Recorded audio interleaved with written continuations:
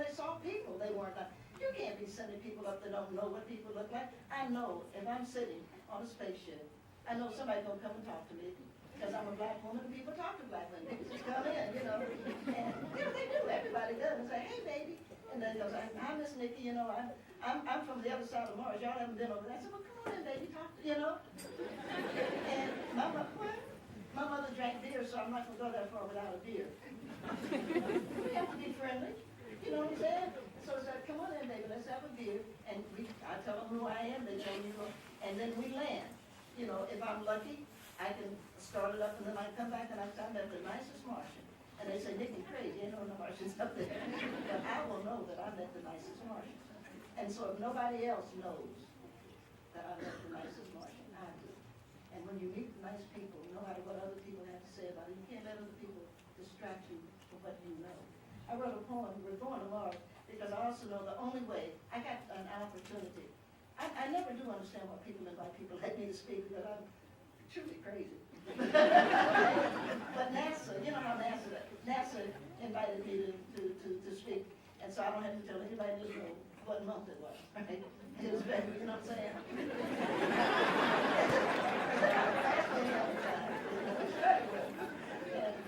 The woman who runs my office is really a sweetheart. She's very good. And she said to me, Nikki, we got a request from NASA for you to speak, but you know, my February's closed pretty early. She said, but I told them, I don't think we can do it. I said, Jenny, I said, Jenny, we clear for NASA. I was totally thrilled. I mean, if there was anybody I wanted to talk to, it was the 600. I was in D.C., for those of you who know that. And it's like 600, essentially white guys, a couple of black guys. There was 600 white men who you could see, in all fairness to the white guys, is like, I don't know, one of them is a poet. And, you know, it's very like. And so I understood that, and sometimes you have to understand, just because people don't want you there doesn't mean you can't be there, you know what I'm saying? And so to hell with that, I did move there. If you wait to be wanted, you're not going to go anyplace. So I did, I looked in, and I was happy because it made me happy, because I knew something that they didn't know. I knew that I knew more about what they were doing than they do. They were dealing with the science, and I'm dealing with the art. And so I just wanted to say to them, which I did. I wrote this poem for NASA. You can't go to Mars unless you understand middle passage, which is why when you have gone where you have gone in the universe, you can send your machines, but you can't send a human being because you know damn well you don't know what you're going to get back. That's true. That's true. Somebody just needs to tell them that. And so I think in all fairness to me, I finally did get their attention. Because I like NASA and I like space. But I know that we can't talk about space until we more thoroughly examine middle passage. Because that is a phenomenon. When we look at Europeans who paid money to come to America, who could not have arrived with the good spirit that those of us who were dragged here did. It's a phenomenon. And some of you are history majors, some of you are sociology majors, some of you are psychology majors. But this is the story of planet Earth in the 21st century. This is the story. These people are the story. We need to understand. I wrote a poem for NASA. It's called Quilting the Black-Eyed Pea. We're going to Mars. We're going to Mars for the same reason Marco Polo rocketed to China, for the same reason Columbus trimmed his sails on the Dream of Spices, for the very same reason Shackleton was enchanted with penguins, for the reason we fall in love. It's the only adventure. We're going to Mars because Perry couldn't go to the North Pole without Matthew Henson, because Chicago couldn't be a city without Jean-Baptiste de Sable, because George Washington Carver and his peanut were the right partners for Booker T. It's a life-seeking thing.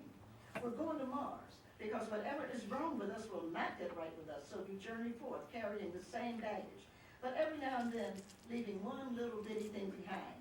Maybe drop torturing hunchbacks here, maybe drop lynching Billy Budd there, maybe not whipping Uncle Tom to death, maybe resisting global war, one day looking for prejudice to slip, one day looking for hatred to tumble by the wayside, one day maybe the whole community will no longer be vested in who sleeps with whom. One day maybe the Jewish community will be at rest, the Christian community will be content, the Muslim community will be at peace, and all the rest of us will get great meals on holy days and learn new songs and sing in harmony. We're going to Mars because it gives us a reason to change. If Mars came here, it would be ugly. Nations would band together to hunt down and kill Martians. And being the stupid, undeserving life forms that we are, we would also hunt down and kill what would be termed Martian sympathizers. As if the fugitive slave law wasn't bad enough. As if the so-called war on terrorism isn't pitiful now. When do we learn? And what does it take to teach us? Things cannot be what we want, when we want, as we want. Other people have ideas and inputs, and why won't they leave right down alone? The future is ours to take. We're going to Mars because we have the hardware to do it. We have the rockets and the fuel and the money and the stuff. And the only reason NASA is holding back is they don't know if what they send out will be what they get back. So let me slow this down. Mars is 1 year of travel to get there, plus 1 year of living on Mars, plus 1 year to return to Earth, equals 3 years of Earthlings being in a tight space, going to an unknown place with an unsure welcome awaiting them.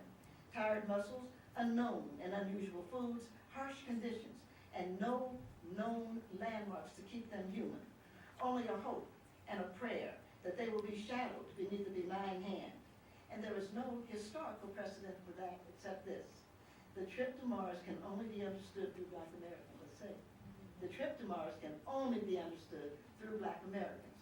The people who were captured and enslaved immediately recognized the men who chained and whipped them and herded them into ships so tightly packed that there was no reason to turn, no privacy to respect, no tears to fall without landing on the state of other souls, no. The men with whips and chains were understood to be killers, feared to be cannibals, known to be sexual predators. The captured knew they were in trouble in an unknown place without communicable abilities with a violent and capricious species. But they could look out and still see signs of home.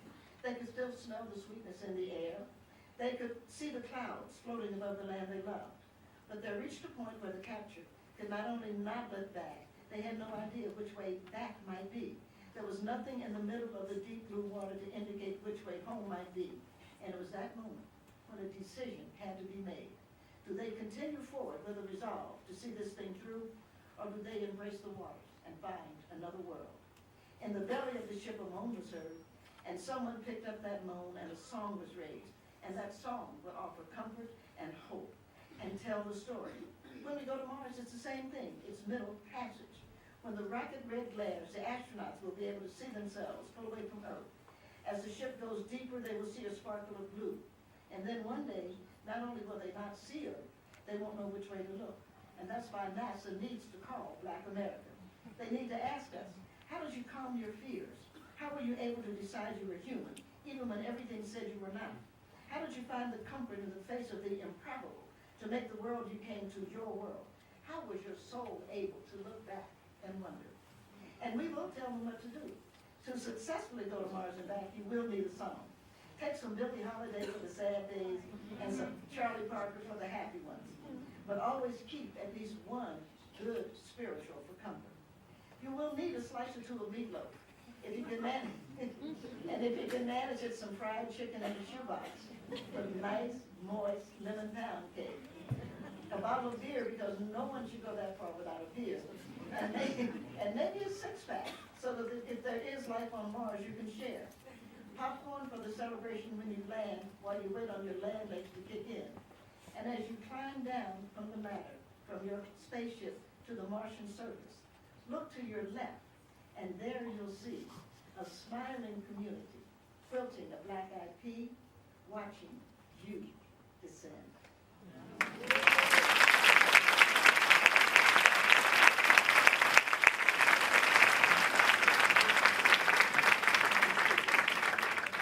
I'm a native Tennessean. I was born there.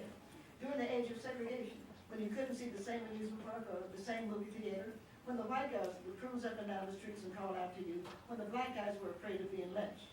But we went to church each Sunday and we sang a precious song.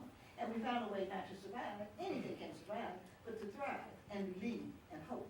I'm a native Tennessean, I was born there. But I was only 2 months old when my mother and father moved my sister and me to Cincinnati during the age of segregation, when Dow drugstores wouldn't serve us, when neighborhoods were redlined. But at least mommy could get a job teaching and daddy could get a job behind the desk, and after all, if you are a college graduate, that's the least you can expect.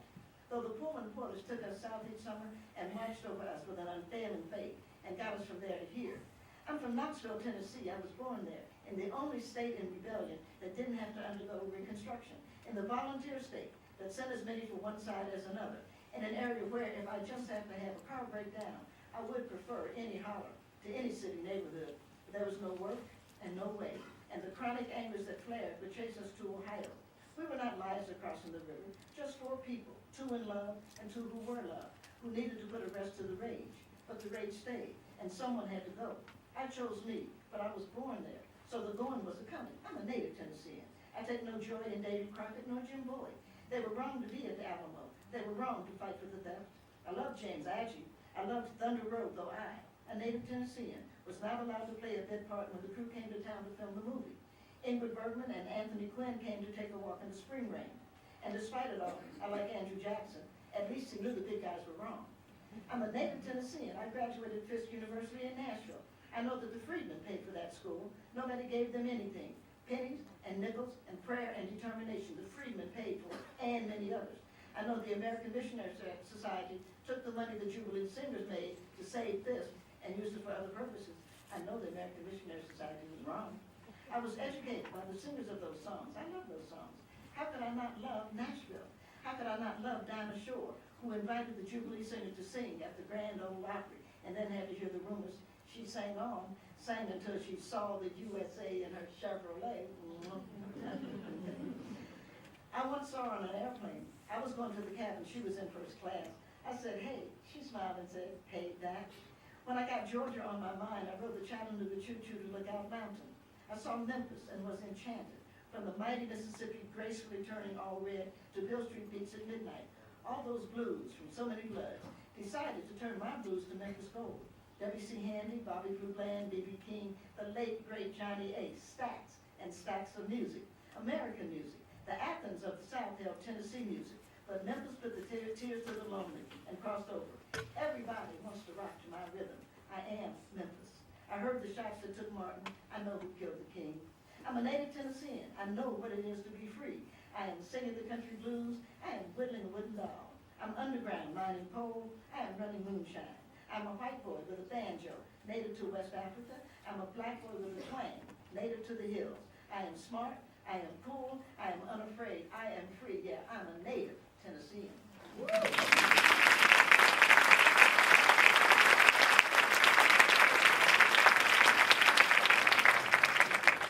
I started writing, and I don't know why. You know, you go through periods, those of you who enjoy writing. And I just realized I was writing longer and longer and longer, and I finally said to myself, you have to write something short. But because it just goes on and on, and that's just so much information. And I like that, it's fun to do. And when you get to be my age, you do what you want to do, and people say, oh, it's too long. You say, what the hell, don't publish it. But I am a very proud member of Delta Sigma Theta sorority. My mother is a Delta, my sister is a Delta, my two aunts are Delta, so it was really nice. And we celebrated our 100th anniversary last year in 1913. We celebrated the 100th anniversary, and it was so wonderful because I think a lot of times people don't realize this is not Nikki on Delta because, you know, I have to tell you this, and I probably shouldn't. No, I was a friend of Rosa Parks, and actually my mother died in June, my sister died that August, Rosa died that October, my aunt died 2 weeks later.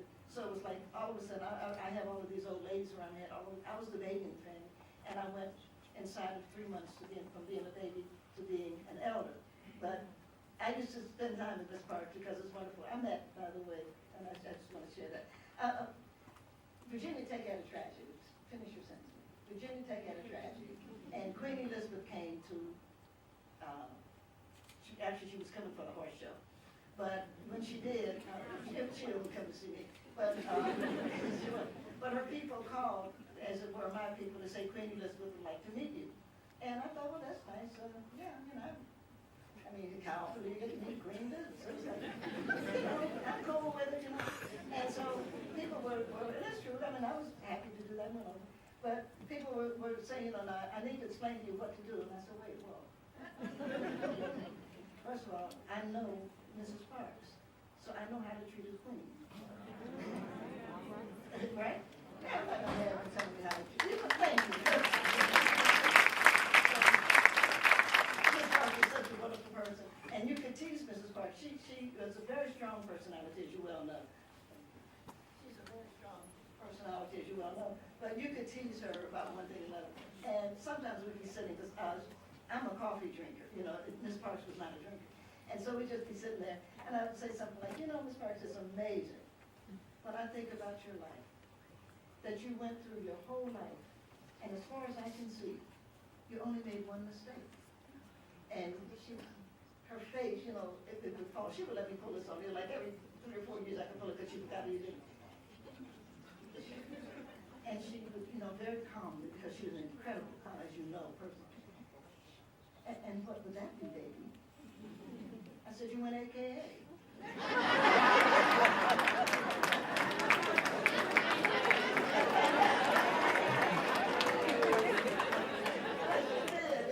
She and Coretta only made one mistake. She should have been a judge. But for those of us who are not a part of the Black sorority movement, we were all AKAs. We began life as an AKA. And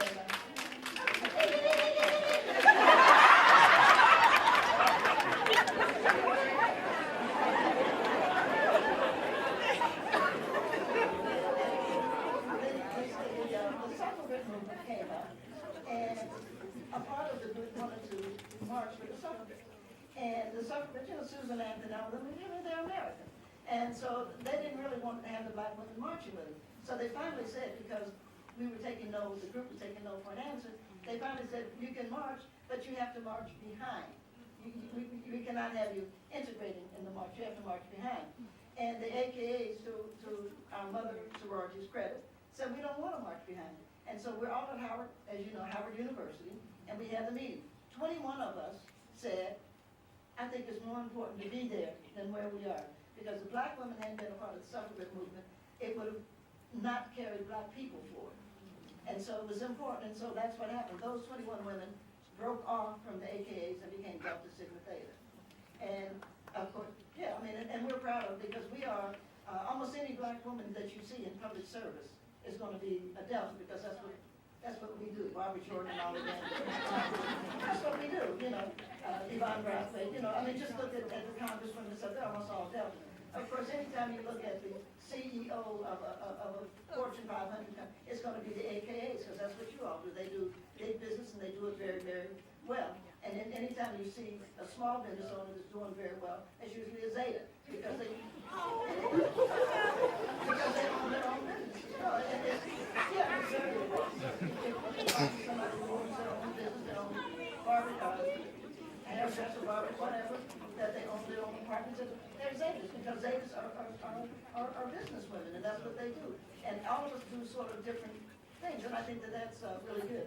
I, of course, am a Delta, so I wrote this for the Deltas, but I recognize that the sorority movement in its various aspects is really important. And of course, we Deltas, as we know, because Nelson Mandela died now a couple of months ago, and we know that Winnie Mandela is our sorority sister.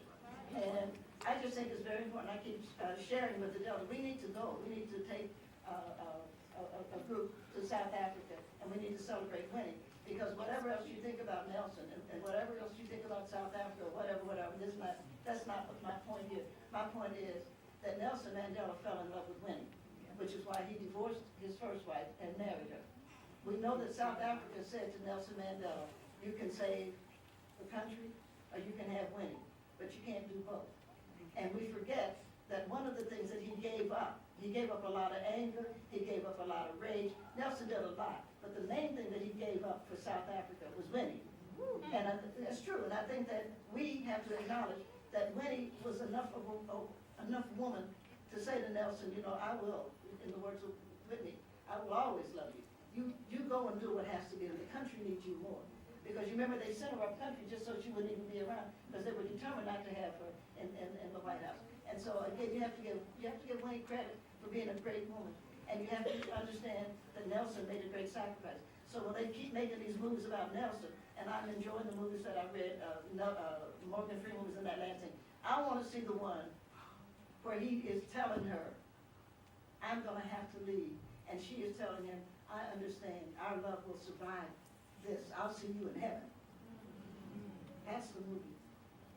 Somebody sitting in this room can read a book and get the history and write that movie, because there's something else to be said besides the shit that we keep saying.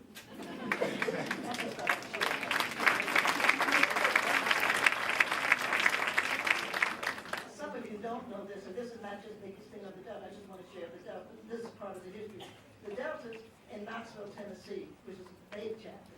The Deltas at Knoxville College, in those days, as some of the older sororities know, in those days, you could not join the sorority until you graduated from college.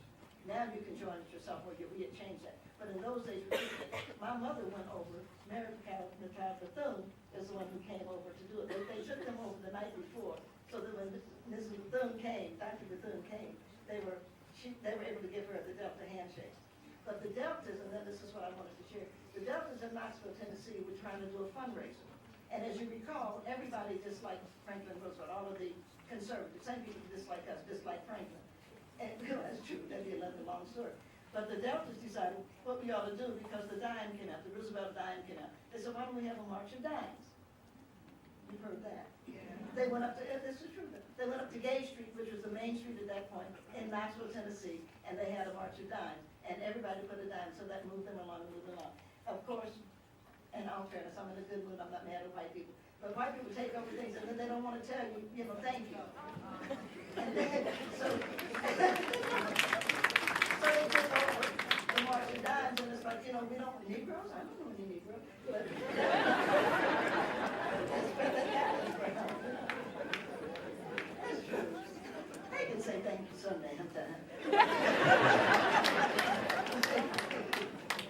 We marched 100 years ago into a sisterhood. We came together in love and patience, already called to assembly by our mother sorority. The suffragettes did not want us. We needed to, had to, must break out. The suffragettes did not want us, offering only the back of the march. Our other did not understand us, so we went our separate ways. But the time had come. Black women could no longer wait. We marched. We marched for the vote. We marched against lynching. We marched about bombings and burnings. We marched for dimes, which the country took over without giving us credit for the idea. We marched for better housing, for the pig project in Mississippi. We founded the first family planning project in Baton Rouge, Louisiana, which was burned down by bigots. We recognized you cannot be anti-abortion while supporting capital punishment. By what right must I birth him that you put him in the electric chair or in prison for life for a crime he did not commit? We sisters of Delta Sigma Theta stood in the past. Dorothy Height was mentored by our great soror, Mary McLeod Bethune. Every president from FDR to LBJ had a Delta in his kitchen cabinet. Gene Noble famously boarded a New York train to put the power of DST with Daisy Bates and the Little Rock Nine. We stood for the freedom, for the future. When Lillian Bimbo to own a satellite in the sky, to be the first black Greek organization to make firm and dignified images of us on screen. When there was a need for a voice, our beloved soror, Barbara Jordan, led the defense of the United States Constitution and therefore the impeachment of a president. We are great. Our sisterhood remains strong and committed. We go stronger on the love we share. We marched 100 years ago, and we will march 100 years from now, because we are Delta Sigma Theta. We stand for the good and the right.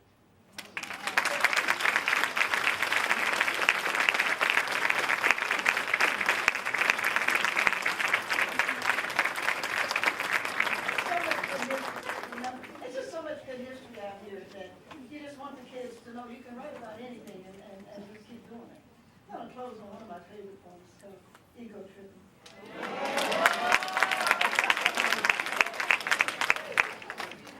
I was born in the Congo. I walked through the Crescent and built the Sphinx. I designed a pyramid so tough that a star that only glows every 100 years falls falls into the center, giving divine, perfect light, kind of bad. I sat on the throne drinking nectar with Allah. I got hot and sent an ice age to Europe to cool my thirst. My oldest daughter is Nefertiti. The tears from my birth pains created the Nile. I am a beautiful woman. I gazed on the forest and burned out the Sahara Desert. With a pack of goat's meat and a change of clothes, I crossed it in 2 hours. I'm a gazelle. So swift, you can't catch me. For a birthday present when he was 3, I gave my son, Hannibal, an elephant. He gave me Rome for Mother's Day. My strength flows ever on. My son Noah built Newark, and I stood proudly at the helm as we sailed on a soft summer day. I turned myself into myself and was Jesus. Men intoned my loving name. All praises, all praises. I am the one who would save. I sowed diamonds in my backyard. My bowels deliver uranium. The filings from my fingernails are semi-precious jewels. On a trip north, I caught a cold and blew my nose, giving oil to the Arab world. I am so hip. Even my errors are correct. I sailed west to reach east and had to round off the earth as I went. The hair from my head thinned, and gold was laid across 3 continents. I am so perfect, so divine, so ethereal, so surreal, I cannot be comprehended except by my permission.